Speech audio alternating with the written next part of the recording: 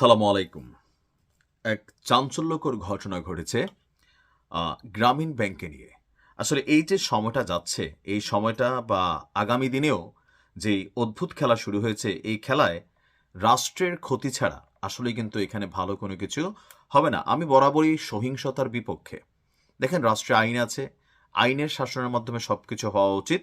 তবে রাজনৈতিক নেতারা তারা নিজেরাই তাদের নিজেদের ভাগ্য এবং ভবিষ্যৎ বিভিন্নভাবে নির্ধারণ করেন।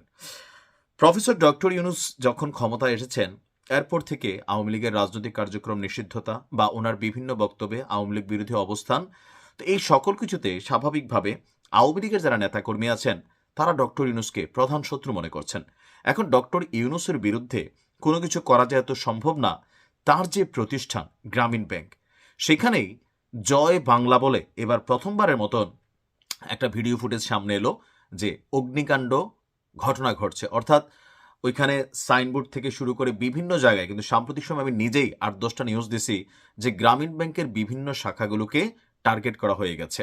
এমনকি প্রকাশ্যে তারা বলছেন এই দেশে গ্রামীণ ব্যাংকের কোনো শাখা থাকবে না।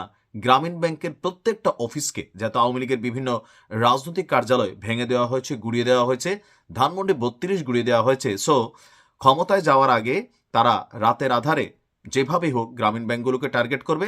এমনকি আওয়ামী লীগের প্রকাশ্য ঘোষণা কিন্তু এরকম যে নেতাকর্মীরা যেগুলো ফেসবুকে বলেন যে আগামী দিনে রাষ্ট্র ক্ষমতায় যদি আওয়ামী লীগ কখনো আসে, সবার আগে গ্রামীণ ব্যাংকের যেই মূল ভবনটা সম্ভবত কোথায় আছে, মতিঝিলে মেবি, যে 22 তলা 30 তলা ভবন, এইটা কি গুড়াই দিবে।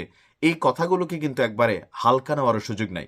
এর মাঝখানে আজকের ঘটনাটা যেটা, পাবনার সাথিয়া উপজেলার খেতুপাড়া গ্রামীণ ব্যাংকের সাইনবোর্ডে এই অগ্নিকাণ্ডের ঘটনা ঘটেছে। 23 নভেম্বর মধ্যরাতে পেট্রোল দিয়ে এই আগুন জ্বালানো হয়। বিষয়টি নিশ্চিত করেছেন সাথিয়া থানার ওসি যিনি আছেন আনিসুর রহমান। সামাজিক যোগাযোগ মাধ্যমে যে ভিডিও দেখা গেছে, সেখানে যারা এই অগ্নিকাণ্ডের ঘটনা ঘটিয়েছে তারা তাদের চেহারা দেখায়নি, তবে তারা বক্তব্য দিচ্ছিল। সেখানে খেতুপাড়া শাখার সাইনবোর্ডে পেট্রোল দিয়ে আগুন ধরিয়ে দেওয়া হচ্ছিল, আর মুহূর্তে সাইনবোর্ডে আগুন ছড়িয়ে পড়ে যায়। জয় বাংলা, জয় বঙ্গবন্ধু স্লোগান দিতেও ব্যাকগ্রাউন্ড থেকে সাউন্ড শোনা যায়। একের পর এক বাংলাদেশের প্রত্যেকটা গ্রামীণ ব্যাংকের শাখাতে এই ধরনের কর্মকাণ্ড ঘটাতে চায় আওয়ামী লীগ। তবে আমি আওয়ামী লীগের নেতাকর্মীদের উদ্দেশ্যে বলি, দেখেন, ধানমন্ডি 32 ভাঙছে, এটা নিয়ে আমরাও কিন্তু প্রতিবাদ করছি। আর এটার ঝালটা যদি আপনারা এখন এইভাবে মিটাতে চান, তাহলে আপনাদের যে রাজনৈতিক কার্যক্রম নিষেধাজ্ঞা দেওয়া আছে, এটা কিন্তু উঠবে না। এটা মনে রাখেন যে আপনার এই অ্যাক্টিভিটিসগুলা ঝাল খুব প্রত্যেকেরই আছে। আওয়ামী লীগের নেতাকর্মীদের ভিতরে গোস্বা কাজ করতেছে, কিন্তু এটাকে যদি আপনি এইভাবে গ্রামীণ ব্যাংককে হিট করেন বা টার্গেট করেন, তাহলে আপনি কিন্তু রাজনৈতিকভাবে যেই নিষেধাজ্ঞা সরকারিভাবে পড়ে আছে বা রাষ্ট্রীয়ভাবে আইনের মাধ্যমে, এটাকে কিন্তু উঠানোর বেলায় এই বিষয়গুলোকেই সামনে আনা হবে। এর মাঝখানে সম্ভবত সাইফুল বাতেন টিটু নামক একজন ব্যক্তি, তিনি আবার আরেকটা কিন্তু বক্তব্য দিয়েছেন। তবে ওনার ভিডিওটা শুনে আমার কাছে মনে হয়েছে পাবলিকের একটা আইডিয়া দেওয়া হয়েছে যে পরবর্তী টার্গেটগুলো হবে গ্রামীণ ব্যাংকের, গ্রামীণ ফোনের যে টাওয়ারগুলো আছে, এমনকি কিভাবে ওই টাওয়ারগুলোতে নিরাপত্তা দেওয়ার নামে সাইফুল তার বাতেন টিটু খুবই বিচক্ষণ মানুষ, বোঝাই গেছে। পুরোটা ভিডিওতে এমনভাবে কথা বলতেছিলেন যে সরকারের উচিত গ্রামীণ টাওয়ারগুলোকে নিরাপত্তা দেওয়া। কেউ রাতের আধারে সেখানে গিয়া কাপড় রাইখা নিচে থেকে সলতি দিয়া আগুন জ্বালা দিতে পারে। সো নিরাপত্তা, এগুলা কোনোভাবেই কিন্তু উচিত না।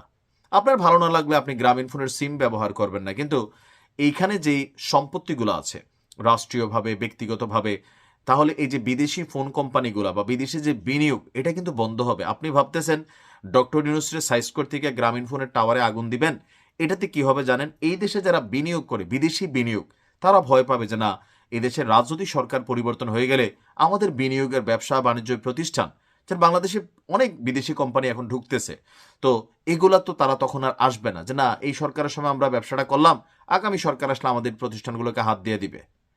সর্বোপরি রাজনৈতিক নেতাদের উচিত, আপনি যখন ক্ষমতায় যাচ্ছেন, এমন কোনো কর্মকাণ্ড করবেন না যেটার জন্য ভবিষ্যতে আপনার বাড়িঘর, আপনার ব্যবসা প্রতিষ্ঠানগুলোই হুমকির মুখে পড়বে।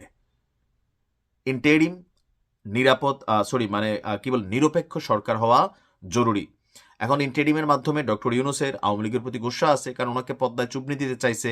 সো উনি ওনার জায়গা থেকে স্বাভাবিক একটু রিয়াকশন দিচ্ছেন। কিন্তু গ্রামীণ ব্যাংক হোক, যে কোনো, এই যে আওয়ামী লীগের সময় যে প্রতিষ্ঠানগুলো গড়ে উঠছে, ব্যবসা বাণিজ্য, এগুলাতে যে হাত দিচ্ছেন এগুলো কি উচিত হচ্ছে? এটার ঝালই তো আগামী দিনে মিটাবে। আবার যেই রাজনৈতিক দলের হন, মব সৃষ্টি করে করেন বা ব্যবসাকে দখল বাণিজ্যের জন্য করেন, লুটপাটের জন্য করেন, এগুলা কিন্তু চলমান হয়ে যাবে। বাড়িঘরে আগুন, কোনোভাবেই রাজনীতি হবে রাজনীতি। আপনি আমারে মারবেন, আমি আপনারে মারবো, আপনি আমারে গালাগালি করবেন, আমি করব, এগুলো এক জিনিস। কিন্তু ব্যবসা বাণিজ্য, বাড়িঘর, প্রতিষ্ঠান, এগুলাতে কোনো রকম হিট করা, টাচ করা, এটা রাষ্ট্রের জন্য অকল্যাণকর। দিন শেষে এটার সাফারার এই দেশের মানুষ হবে, আপনার আমার পরিবারই হবে। আমার কথাগুলো শুনতে অনেকের কাছে অনেক রকম লাগবে, বাট আমরা বরাবর অন্যায়ের বিরুদ্ধে, সহিংসতার বিরুদ্ধে। ভালো থাকুন। আসসালামু আলাইকুম।